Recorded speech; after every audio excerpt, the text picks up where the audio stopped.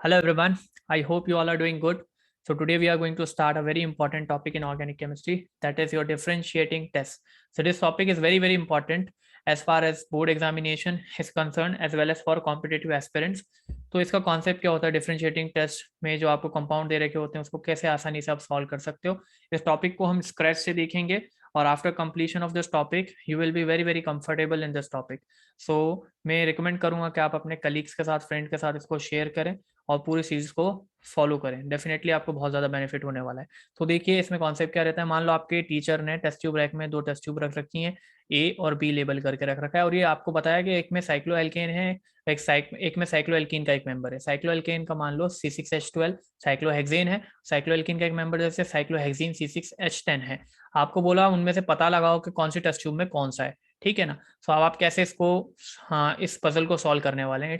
It will be like a puzzle जिसमें बहुत मजा आने वाला है आपको डिफरेंशिएटिंग टेस्ट में। तो देखें इसमें होगा क्या। सो जैसे ही आपको ये बताया कि एक में साइक्लोहेक्सेन है, तो आपको ये स्ट्रक्चर आपको मालूम है उसका, साइक्लोहेक्सेन का क्या होता है C6H12।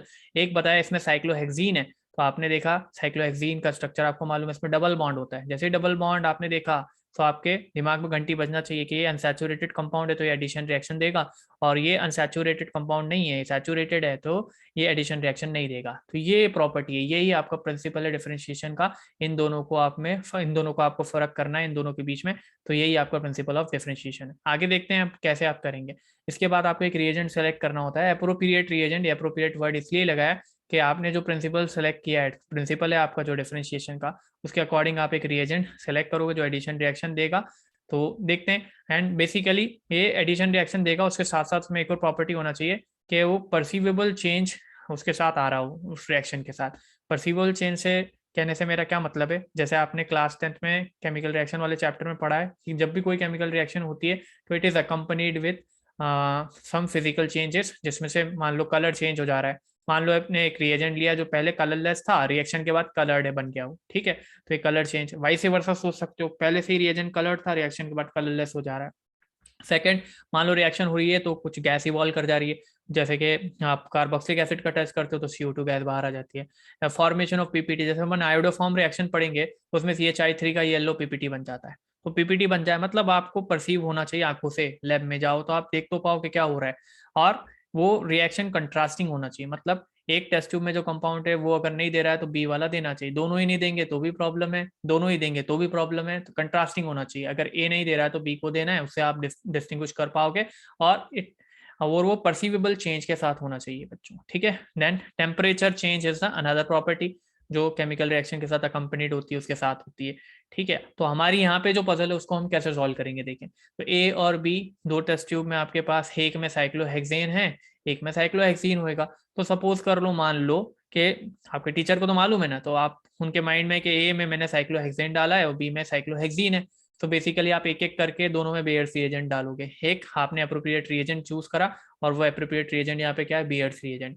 बेयर्स रिएजेंट का कलर पिंक कलर का होता है। इसकी प्रॉपर्टी क्या होती है, इट इज, आपको याद रखने के लिए मैंने एक निमोनिक या मेमोरी टिप दे रहा हूँ, ABCD से याद रखेंगे। ABCD के एमिनोफोर, A for aqueous, B for basic और alkaline, and C cold, and D for dilute. और डाइल्यूट कितना, डाइल्यूट 1% ही इसका कंसंट्रेशन होता है। तो ये जो KMNO4 है इतनी सारी प्रॉपर्टीज के साथ, उसे बेयर्स रिएजेंट बोला जाता है। इसका मतलब आप कह सकते हो ऑल KMNO4 बेयर्स रिएजेंट नहीं है, जबकि सारे बेयर्स रिएजेंट KMNO4 होते हैं। बेयर्स रिएजेंट KMNO4 होता है, ठीक है। अब आगे देखेंगे इसका शॉर्टकट रिप्रेजेंटेशन क्या है, रिएक्शन में आप इसको कैसे लिखोगे, फंक्शन क्या करता है बेसिकली, जिससे आप डिस्टिंग्विश कर पाते हो सैचुरेटेड कंपाउंड को अनसैचुरेटेड कंपाउंड से।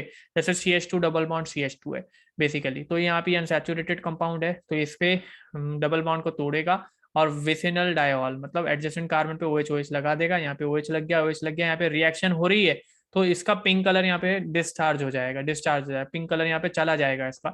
बट यहाँ पे अल्केन है, यहाँ पे अल्केन का इथेन है मेंबर, अल्केन फैमिली का यहाँ पे इथेन मेंबर दिख रहा है। तो डाइल्यूट KMNO4 OH नेगेटिव डालोगे तो यहाँ पे कोई रिएक्शन नहीं होगी, क्योंकि ये एडिशन रिएक्शन दे ही नहीं सकता, सैचुरेटेड कंपाउंड है। तो बेसिकली अपनी पजल में भी यही चीज होने वाली है। तो यहाँ पे पिंक कलर रिटेन ही रहने वाला है। तो अपनी पजल जो दी थी टीचर ने उसको हम कैसे सॉल्व करेंगे, जैसे एक टेस्ट ट्यूब में साइक्लोहेक्सीन था तो दोनों में मैं तो बेयर्स रिएजेंट डाल रहा हूँ, तो बेयर्स रिएजेंट डालूंगा तो जिसमें भी साइक्लोहेक्सीन होगा तो उसका पिंक, क्योंकि रिएक्शन होना शुरू हो जाएगी, रिएक्शन होगी उसका पिंक कलर डिस्चार्ज हो जाएगा। प्रोडक्ट क्या बनेगा, डबल बॉन्ड यहाँ पे टूट गया, डबल बॉन्ड टूट गया और इस कार्बन पे भी OH लग गया, इस कार्बन पे भी OH लग गया, इसका नॉमेनक्लेचर करोगे तो साइक्लोहेक्सेन 1,2 डायोल, साइक्लोहेक्सेन 1,2 डायोल का फॉर्मेशन हो जाएगा और पिंक कलर डिस्चार्ज हो जाएगा।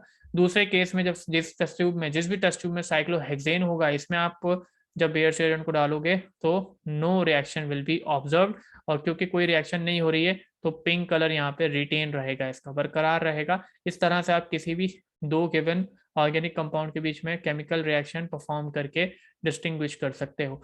अब अपन सिक्वेंशियली 11-12 के जो जितने भी चैप्टर्स हैं, जितने भी टॉपिक्स हैं या कंपाउंड्स हैं, उनके बीच में डिफरेंशिएट करेंगे। I hope you like the video. Please share with your friends and colleagues, and don't forget to like, comment, share and subscribe. Thank you so much.